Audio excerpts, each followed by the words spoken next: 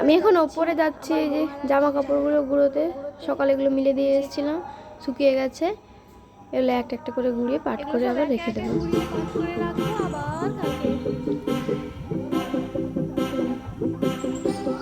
সাথে কিছু ভেজা জামা কাপড়ও নিয়ে এসেছি, সেগুলোকে মিলে দিলাম।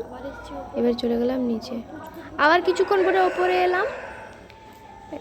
আমার কাছে এই পুচকিরা পড়তে আসে, এবার ওদেরকে একটুক্ষণ পড়াবো। হয়ে গেছে, ওদেরকে ছেড়ে দিয়েছি। এবার এসেছি কিচেনে, রাতের খাবার রান্না করব।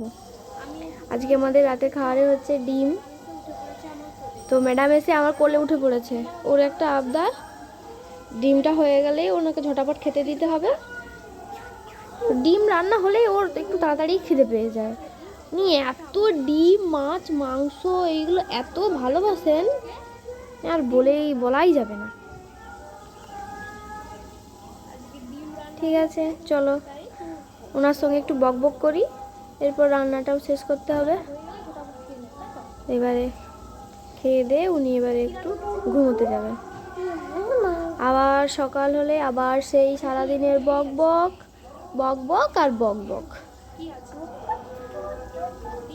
আজ তবে আসি, টাটা।